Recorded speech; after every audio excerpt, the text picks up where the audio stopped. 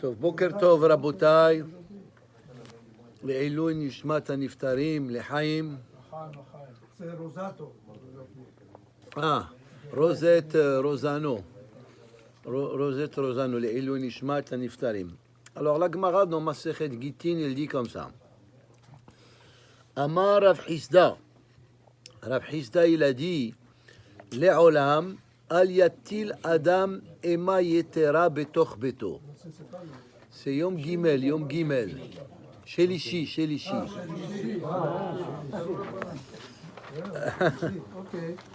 Shelishi.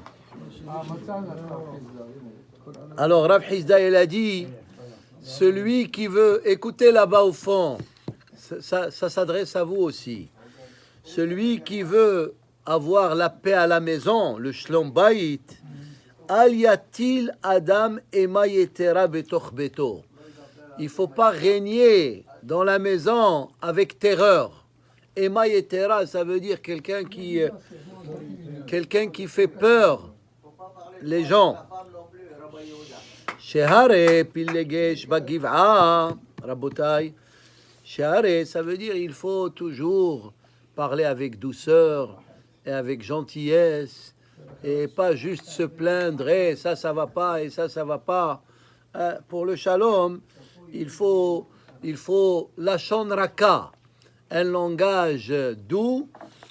Shehare pilegesh bagiv'a, la Gemara elle dit parce qu'il y avait cette histoire avec cette pilegesh bagiv'a, hitil aleha ba'la ema etera, elle avait peur de son mari, vehipila kamar evavot mi Israël. Et à cause de cette histoire, il y a eu des guerres entre des shevatim et il y a eu plusieurs morts, des centaines et des centaines de morts. Pourquoi? Parce que le mari de cette femme, il l'a terrorisée, et qu'est-ce qu'elle a fait? Elle s'est sauvée de la maison. Regardez qu'est-ce qu'il dit Rashi. Pilegesh bagiv'a, shemofia besefer shoftim, ba ketotsa'a mize, pourquoi il y a eu plusieurs morts, shehitil aleha ba'la pahad gadol, son mari il l'a fait peur, ve'aledeze naflu kamar evavot anshe Israël. Alors c'est pour ça qu'il faut toujours être doux et gentil quand on fait des remarques. Amar Rav Yehuda Amar Rav, Kol hammatil ema etera betoch beto, tout celui que chez lui à la maison, il est très très strict. Ema etera, ça veut dire tout le monde a peur de lui. Sauf au bas les shalosh averot. Cela va lui causer de faire 3 averot graves. Pourquoi? À cause de son attitude. Quels sont ces averot? Gilouy arayot. Hein? Ça veut dire, Rashi dit, Gilouy arayot. Regardez comment Rashi explique Gilouy arayot. Keshe magia et tevilata. Des fois, la femme, c'est le soir où elle doit aller au mikvé. Be'etzina. Be'etzina, ça veut dire en plein hiver. Ça veut dire le mois de janvier, février, etc. Et autrefois, les mikveh, vehiarea, lomar lotavalti, des fois la femme, c'est pas comme de nos jours, Baruch Hashem, aujourd'hui on a des mikvaot pour les femmes. Le mikvé il est propre, l'eau elle est chaude, chauffée, et tu rentres et tu as la douche, etc. Autrefois, il fallait rentrer dans le mikvé et le mikvé il était glacé. Hein? Et la femme, des fois, elle n'a pas été au mikvé ce soir-là. Alors, étant donné que son mari, c'est un homme très, très coléreux, alors, Hiyare alomar lotavalti, elle a peur de lui dire qu'elle n'a pas été au mikvé, ou Mesham mashtoni da, elle fait des relations avec lui, malgré qu'elle n'a pas été au mikvé. Mais si elle était un homme gentil, il lui dit, chérie, ce soir, j'ai pas été au mikvé, mais demain soir, on va aller au mikvé. Alors, c'est ça le inyan, ça veut dire que des fois, quand on règne avec terreur, on peut causer des choses graves. Gilouy arayot, shfichut damim. Ça veut dire, ça peut causer, regardez, Rashi dit, kihade ma'ase de pilegesh bagiv'a, comme l'histoire de pilegesh bagiv'a, hi pe'a, o shepe'amim, sheborachat mipanav, Des fois, la femme, elle a peur de son mari, elle se sauve de la maison. Venofelet be'achat hapechatim o begesher. Elle peut tomber, quelque chose peut lui arriver. Et c'est ça, shfichut damim. Ça veut dire, qui a causé que cette femme, elle meurt? C'est son mari, hein, qui est comme ça. Et l'autre chose, Hilul Shabbat. Des fois, si l'homme il est sévère, il cause que la femme elle va transgresser le Shabbat. Regardez qu'est-ce qu'il dit Rashi. Pe'amim shemadleket ner o mevashelet mishehashecha. Des fois, la femme, elle va allumer les bougies de Shabbat après la rentrée de Shabbat. Ou bien même elle va cuisiner la dafina. Mevashelet mehashecha, elle va cuisiner même après la rentrée du Shabbat. Mi pene emato. À cause qu'elle a peur de lui. Si elle va lui dire, elle n'a pas fait la dafina, oh, alors elle cuisine même le Shabbat. Qui lui a causé ça? C'est son mari. Que tu as un problème avec ça? Oui, un grand problème. Pourquoi qu'elle ne le reporte pas au Beddin et qu'elle le divorce? Parce qu'elle peut commettre un suicide à cause de lui. Il y a des femmes, Oui, voilà. il y a des femmes qui font ça. Il y a des femmes, mais des fois, le shlom bayit, vous savez, c'est quoi le shlom bayit? Chacun, il doit accepter l'autre tel qu'il est, avec ses qualités et ses défauts. Sinon, c'est la fin de l'institution des mariages. Alors, c'est ça. Il faut pas, ça veut dire, il faut toujours avoir pour le shlom bayit, il faut toujours, on a dit, il n'y a pas, pour le shalom, même Hachem, on écrit le nom d'Hachem et on l'efface dans l'eau pour faire le shalom entre l'homme et la femme. Amar Rabba bar Bahana haynu de amrein שלושה דברים צריך אדם לומר בתוך ביתו ערב שבת עם חשיכה. On lit les Mishnayot de Perek Sheni de Masechet Shabbat qui dit que nous devons, l'homme il doit dire à sa femme trois choses, ערב שבת עם חשיכה. Quelles sont ces trois choses? עשרתן, ערבתן, הדליקו את הנר. עשרתן, ça veut dire, est-ce que vous avez fait le maaser? Parce que le Shabbat, il faut donner, par exemple, si on a des fruits, il faut donner une partie. Il faut prélever une partie. Alors il dit, Isarten, perot shenochal le mahar, parce que Shabbat, on peut pas faire le maaser, parce que c'est comme si tu répares quelque chose. Eraften, eruv hatzerot. Des fois, pour ne pas faire hotza'a, il faut faire le eruv. Alors, hadliku et taner, et on dit, il faut allumer les bougies de Shabbat avant la rentrée de Shabbat. Ça veut dire que l'homme, il doit dire à sa femme et à ses enfants, surtout en hiver, quand le Shabbat il rentre tôt, oh, voilà, là on a tout le temps, jusqu'à 8 heures. Mais en hiver, Shabbat il rentre à 4 heures. Alors il faut leur dire, hey, précipitez-vous. Et surtout la veille de Shabbat, c'est là où est-ce qu'il y a toujours beaucoup d'activités dans les maisons et beaucoup de tensions des fois. Alors, même malgré qu'il faut dire ces choses-là, il faut les dire. Il faut les dire avec gentillesse. Et certain, s'il vous plaît, hadliko et taner. Il faut pas dire, hey, certain. Alors, c'est pour ça, écoutez le commentaire suivant. Il dit, Shlosha devarim tsarich adam lomar betoch beto. Ces trois choses, il doit les dire à la maison. Pourquoi on a besoin de dire betoch beto à l'intérieur de la maison? Bien sûr, c'est à l'intérieur de la maison. Voilà, des fois, si l'homme il écrit, il commence à crier, alors on l'entend même à l'extérieur de sa maison. Même ses voisins, ils vont l'écouter. C'est pour ça betoch beto. Ça veut dire, ne crie pas à tel point que même les voisins, ils vont t'écouter. Tsarich le memren hu benehuta. Il faut les dire avec nahat. Et des fois, malheureusement, le vendredi après-midi avant la rentrée du Shabbat, le Yetzer Hara, il est fort. Le Yetzer Hara, il est fort parce que tout le monde est précipité, surtout quand on a des enfants. Chacun, il doit prendre la douche et tout le monde se prend toujours à la dernière minute. Alors, c'est pour ça qu'il faut s'armer de patience. Amar Avashi Anala Shami Ali Haderaba Bar Barhana Vekiyamte Misvara.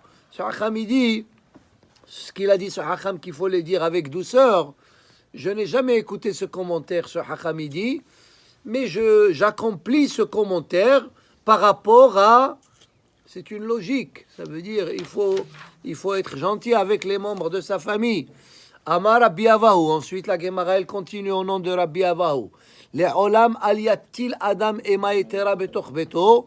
Encore une fois, il faut pas être trop rigoureux et sévère à la maison par rapport à ce qui se passe, même si des fois c'est pas facile et des fois à la maison il y a beaucoup de balagan, il faut quand même s'armer de patience. Voilà pourquoi, Shehare Adam Gadol, un grand homme, Hitil Ema Etera Betoch Beto, il était comme ça un homme sévère à la maison, et par rapport à son comportement, He'echiluhu Davar Gadol, ils lui ont donné à manger quelque chose de très grave. On va voir, la Gemara elle raconte. Umanu, et qui est cet grand homme? Rabbi Hanina ben Gamliel, le rabbin Hanina ben Gamliel. Maintenant, la Gemara, ça veut dire quoi? Ça veut dire, étant donné, Rachid va expliquer plus tard que He'echiluhu Davar Gadol, vous savez, quand on égorge l'animal, il faut attendre que la béhéma, elle arrête de bouger, ce qu'on appelle en hébreu pirkous. Il faut, parce que tant qu'elle bouge, ça veut dire, tant qu'elle se débat, ça veut dire qu'elle a encore de la vie. Alors, des fois, ici la Gemara elle raconte, des fois, l'homme il est impatient, ils ont égorgé le mouton pour Shabbat, et Shabbat on va dire, il rentre bientôt, et la béhéma, elle bouge encore. Qu'est-ce qu'ils ont fait? Ils ont coupé, disons, un morceau de viande, et à ce moment-là, la béhéma, la pauvre, elle est encore vivante et elle souffre. Ça s'appelle Ever Minahai. Ça veut dire, tu coupes un membre de l'animal alors que l'animal, il est encore vivant. Et selon la Torah, il est encore vivant tant que tout le sang n'a pas cessé de couler, parce que la Gemara, elle dit, il y a 3 types de sang. Quand on égorge un animal, il y a le premier sang il est tossès, il gicle.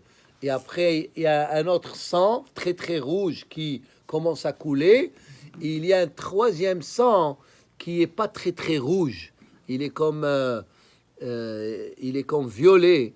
Et ça montre la faim. Hein? Et la béhéma, elle arrête de faire le pirkous. Mais si quelqu'un, il n'a pas de patience, et les membres de sa famille, ils ont peur de lui, avant la fin de ce processus, il coupe un morceau, hein, il a besoin de la viande dans la dafina. Alors il lui coupe, il lui met. Il lui met. Alors maintenant, la Gemara, elle pose une question sur ça. Comment tu peux dire que ce hacham, ils lui ont fait manger quelque chose qui est interdit? Hashta behemtam shel tzadikim. אין הקדוש ברוך הוא מביא תקלה על ידם, צדיקים עצמם לכל שכן, אלא ביקשו להאכילו דבר גדול. ומייני הוא עבר מן החי. Alors comme on a dit, la Gemara elle dit, c'est pas qu'ils lui ont fait manger quelque chose de péché. Par exemple, quelque chose de péché, par exemple, une béhéma qui est terefa, non, ou bien une béhéma qui est non kasher. La Gemara elle dit, on peut pas penser qu'on a fait manger un hacham quelque chose de pas kasher. Rachid dit, parce que Gnaïhu, c'est un grand déshonneur pour qu'un hacham il mange quelque chose de ne pas kasher. Parce que des fois, un hacham il peut faire un péché, il peut parler du lashon hara, il peut faire un autre péché, peut-être il n'a pas fait sa prière, mais manger quelque chose qui est péché, c'est grave. Pourquoi? Parce que le manger, ça reste ça devient une partie du corps humain. Alors, la Gemara elle dit, même la béhéma d'un tzaddik, Akadosh Baruch Hu, il ne la fait pas trébucher, il ne lui fait pas manger de la nourriture non cachère. Quel est cette béhéma? Quel est le cas? On raconte une histoire avec Rabbi Pinhas ben Yair. Rabbi Pinhas ben Yair, il était un grand tzaddik, Et qu'est-ce qui s'est passé? Il y a eu des voleurs, ils sont venus chez lui à la maison, ils lui ont volé son âne. Ils l'ont amené chez eux à la maison, ils ont voulu lui donner à manger à l'âne, la paille. Il n'a pas voulu manger. Il a fait la grève. C'était un hamor hacham. Voilà. Très bien. Alors, parce que le hamor, il a dit, s'ils m'ont volé à moi, ils ont volé aussi la nourriture. Hein? C'est de la nourriture non cachère. Alors, il n'a pas voulu manger un jour, 2 jours. Qu'est-ce qui s'est passé? Ils l'ont libéré. Il est retourné de lui-même chez son maître. Alors la Gemara, elle dit, regardez ici le message. Même la Behema d'un tzaddik, Akadosh Baruch Hu, il fait en sorte qu'elle ne va pas manger du non-cachère, ou bien de la nourriture volée, parce que ça aussi c'est du non-cachère. Hein? Alors à plus forte raison qu'un hacham, Hachem, il va pas lui donner de la nourriture non-cachère. Hein? Alors la Gemara, elle dit non, ici, c'est pas la nourriture qui était non cachère, la nourriture, elle était cachère parce que la viande, elle était quand même égorgée, sauf qu'elle était everminahai. Ils n'ont pas attendu le temps nécessaire pour commencer à désosser l'animal. Quel est le message de tout ça? Comment on a commencé? Le message, c'est quand on est sévère à la maison, et c'est marqué dans plusieurs textes du Talmud, le ka'as, la colère, elle tue tout le shlombaït. Ça veut dire, s'il y a la colère, il n'y a pas de shlombaït. C'est ça le message de la Gemara. Ça veut dire que l'homme, il doit faire de tout et fermer sa bouche. Des fois, les problèmes, toutes sortes de problèmes avec les membres de la famille. Et même si tu es un roi, même si tu es un ministre, quand tu rentres chez toi à la maison, qu'est-ce que tu es? Voilà, tu mets le zipper et tu suis les ordres. Alors c'est ça. Maintenant, la Gemara, elle conclut avec cette histoire qui nous dit que même s'il y a des Rechaïm, il ne faut pas prier contre eux. Il faut le contraire, les aider à faire teshuva. Regardez cette histoire. Shalach leh Mar Ukva le Rabbi el-Azar. Il a envoyé ce hacham qui s'appelait Mar Ukva Rabbi el-Azar. Bene Adam ha'omdim alay. Il y a des gens qui n'arrêtent pas de me nuire. Ou biadi le mosram la malchut. Et ce hacham, il avait des contacts avec le gouvernement. Il dit, je peux faire en sorte que je peux les dénoncer parce que il lui faisait tout le temps des problèmes. Hein, peut-être il insultait, peut-être il lui jetait des pierres, peut-être il lui faisait toutes sortes de tsahar. Alors, il a écrit une lettre à son rabbin. Il lui a dit, est-ce que je peux les dénoncer au gouvernement? Alors ce hacham, shirtet vekatavleh, il lui a écrit, amarti eshmera derachai, mehato bilshoni, eshmera lefi mahsom, be'od rasha lenegdi. Ça c'est un pasouk dans Tehillim. Il y a une loi, quand on écrit un pasouk, il faut faire shirtut, il faut faire des traits pour écrire, pour que l'écriture elle soit belle. C'est comme le Sefer Torah. C'est pour ça que c'est marqué shirtet vekatavleh. Parce que étant donné qu'il a écrit un pasouk de la Torah, et il voulait que ce pasouk il soit écrit d'une belle façon, par respect, alors shirtet, il a mis des traits, comme si vous remarquez dans le Sefer Torah, il y a des traits. Pas des traits avec un... C'est des traits avec un couteau lui-même. Comme ça, l'écriture, elle est droite. Alors, qu'est-ce que ce pasouk il dit? Amarti, David Amelech, il dit, David Amelech, il avait beaucoup d'ennemis. Il a dit, Amarti eshmera derachai, je fais attention par rapport à mon comportement, mehato bilshoni, de ne pas fauter avec ma parole, eshmera lefi mahsom. Vous savez, c'est quoi mahsom? Des fois, quand on met un animal, hein? Voilà, une muselière pour ne pas qu'il mange. Alors l'homme, des fois, il doit mettre un mahsom dans sa bouche, hein, pour ne pas parler. Be'od rasha' kenegdi. Alors, af'al pi, alors qu'est-ce qu'il lui a écrit?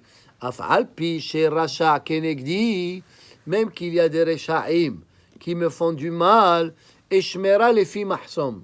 Je bloque ma bouche et je les laisse faire, et Hachem, il va s'occuper d'eux. Ça, c'était la première étape. Il lui a envoyé une deuxième lettre. Shalahle, kametsa areli tuva. Ils me font beaucoup de tsar. La première fois, il lui a écrit une lettre, il lui a dit, ils me font du tsar. Il lui a dit, ferme ta bouche. La deuxième fois, il lui a écrit, ils me font beaucoup de tsar. Velo matsina de ikumbehu. Je ne peux plus supporter. Et c'est des fois l'homme, comme on dit, je ne peux plus, qu'est-ce que je fais? Hein, nishbar, hein? Ça arrive à des gens, hein? Hein? Ça arrive. Shalahle, il lui a écrit, Dom Lachem, ça veut dire dom, ça veut dire reste. Domem, c'est comme quelque chose qui ne bouge pas. Ça veut dire ne bouge pas. Vehit lo, et espoir en lui. Dom Lachem, ça veut dire, c'est comme Aharon, ses deux enfants, ils sont morts. Vaïdom. Ça veut dire, il n'a pas réagi, malgré qu'il avait certainement du tsahar, mais il a dit, c'est la volonté de Hakadosh Baruch Hu, je ne me pose pas des questions. Alors il lui a écrit, Dom Lachem vehu yapilem lecha halalim halalim. Ne parle pas, Hachem, il va s'occuper d'eux. Hashkem veha'arev alehem le bet hamedrash. Il lui a dit, parce que je pense que ce Hacham, quand il allait au matin à la synagogue, ces voyous, il les dérangeait. Et le soir, quand il allait revenir de chez lui à la maison à la synagogue, ces Rechaim, il le dérangeait. Il lui a dit, alors il va dire, le Hacham, je ne vais plus aller à la synagogue. Il lui a dit, non, Hashkem ve'arev alehem le bet hamedrash. Continue d'aller à la synagogue. C'est pas parce qu'il te dérange que tu vas pas aller à la synagogue. Vehem kalim elehem. Et tu vas voir que eux-mêmes, quelque chose va leur arriver. Et regardez la fin de l'histoire. La fin de l'histoire. Haddavar yatsa, dès qu'il a reçu cette lettre où il lui a dit ne fais rien, mipi Rabbi El-Azar, ou untanuhu ligneva bekolar. Et ces voyous-là, les policiers, ils les ont menottés. Ça veut dire, la fin de l'histoire, bekolar, regardez qu'est-ce qu'il dit Rashi, shal sheret shel barzel. C'est pas menotté, ils leur ont mis des chaînes, shen notnim shama amuchtavim, les malchut la hariga. Alors ça veut dire, la fin de l'histoire, il n'a rien fait, et malgré tout, Hachem, il a fait en sorte qu'ils se sont fait attraper de manière à ce qu'ils ne vont plus le déranger. Ça veut dire que des fois, quel est le message de l'histoire? Ça veut dire on pense que toujours quand il y a quelqu'un qui nous fait du mal, il faut réagir. Hein? Il faut lutter contre lui. Ici, la Gemara, elle te dit non. Des fois, c'est comme David Amelech, il a dit. Utsu etza vetufar, dabberu davar velo yakum, ki Immanuel.